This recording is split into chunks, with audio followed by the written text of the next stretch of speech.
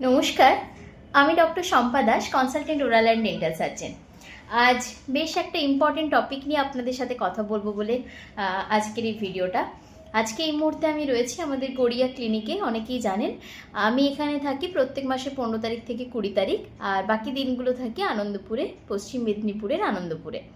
তো আজকে যে ইম্পর্টেন্ট টপিকটি নিয়ে আমি কথা বলতে চলেছি সেটা হলো দাঁতের পড়ে থাকা ভাঙা গোড়া বা দাঁতের ধারালো অংশ থেকে মুখে কি ক্যান্সার হতে পারে। এরকম প্রশ্ন অনেক সময় আমরা পেয়ে থাকি এবং এটা খুব সুন্দর করে একটি বোঝানোর জায়গা আছে, তাই ভাবলাম একটু ছোট করে আজকে এটা বোঝাই।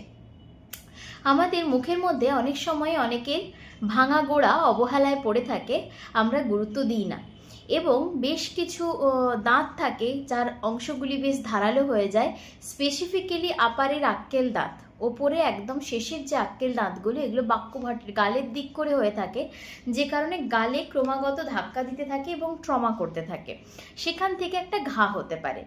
কিন্তু আমরা এইটাকে যথেষ্ট নেগলেক্ট করি, অবহেলা করি।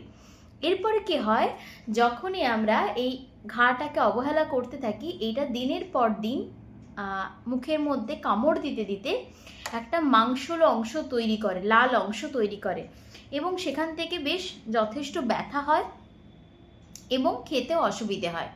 কিন্তু এখান পর্যন্ত ঠিক ছিল, কিন্তু যখন এটা আপনি দীর্ঘদিন ফেলে রাখবেন তখন কিন্তু এখান থেকে ক্যান্সারের মতো ভয়ানক ঘটনাও কিন্তু হতে পারে।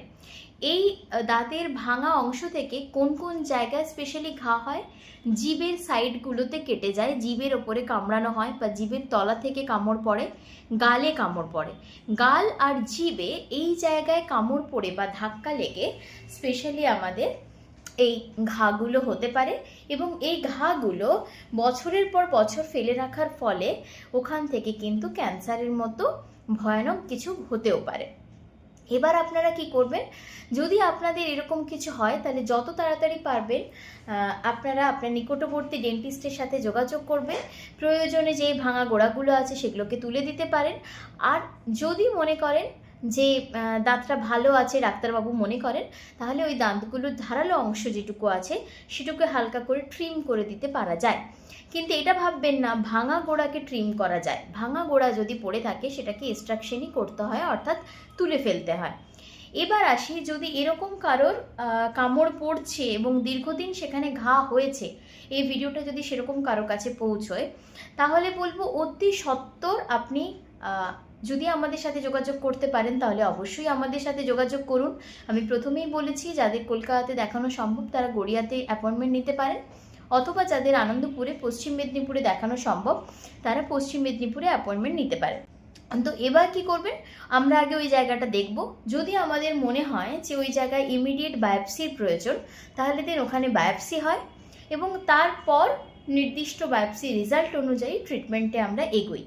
আচ্ছা, এর মাঝখানে আরও একটা কথা বলি, বায়োপসি মানেই কি ক্যান্সার? না, বায়োপসি মানে ক্যান্সার নয়।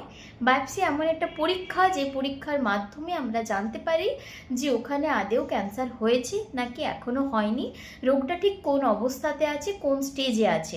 এই পরীক্ষাটি করার পর ডাক্তার তার ট্রিটমেন্ট প্ল্যান রেডি করতে পারে এবং সেই মতো ট্রিটমেন্ট করলে আপনি তত তাড়াতাড়ি সুস্থ হতে পারবেন। এবং আপনি যত দেরি করে বায়োপসি করবেন তা ভাববেন আপনি রোগটা থেকে বেঁচে যাচ্ছেন, তা না। যত আপনি অবহেলা করবেন তত কিন্তু জিনিসটা খারাপের দিকে যাচ্ছে। এরপর আরেকটা জিনিস অ্যাড করি, যদি দেখেছেন যে বায়োপসিতে ক্যান্সারাস কিছু বেরিয়েছে বা ডাক্তারবাবু আপনাকে বারবার ইনফর্ম করছে যে এখানে কিন্তু খারাপ কিছু হতে পারে, তাহলে সেক্ষেত্রে আর অবহেলা না করে যত তাড়াতাড়ি পারবেন ট্রিটমেন্ট শুরু করুন। কারণ আফটার বায়োপসি যদি সেটা ক্যান্সারাস হয়ে থাকে তার গ্রোথটা কিন্তু র্যাপিডলি বাড়তে থাকে। যত তাড়াতাড়ি আপনি ট্রিটমেন্ট করাবেন আপনি তত তাড়াতাড়ি পেশেন্টকে সুস্থ করতে পারবেন। জিনিসটা যত বেড়ে যাবে পেশেন্টের ততটা সুস্থ করাটা কঠিন হয়ে যায়।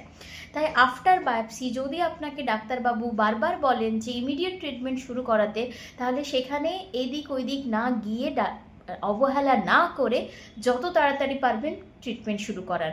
আপনার যেখানে মনে হবে আপনার ভালো হচ্ছে আপনি সেখানেই ট্রিটমেন্ট করান, কিন্তু মোদ্দা কথা ট্রিটমেন্ট করান। আপনারা যত বেশি অবহেলা করবেন তত বেশি পেশেন্টের ক্ষতি হবে। আমাদের এই ভিডিওগুলো করার কারণ এটাই, যাতে আপনাদের কাছে আমরা সঠিক বার্তাগুলো পৌঁছে দিতে পারি, আপনাদের মধ্যে আরও সচেতনতা তৈরি করতে পারি, এবং যে ট্রিটমেন্ট নিয়ে এখনও মানুষের মধ্যে প্রচুর ভুল ধারণা গেঁথে রয়েছে সেই ভুল ধারণাগুলো থেকে আপনাদেরকে আমরা বের করে আনতে পারি। তো এই ভিডিও যারা যারা দেখছেন তাদের সবার কাছে অনুরোধ, এরকম কোনো কিছু হয়ে থাকলে আপনারা যত তাড়াতাড়ি পারবেন ট্রিটমেন্ট করান। সবাই ভালো থাকুন, সুস্থ থাকুন, নমস্কার।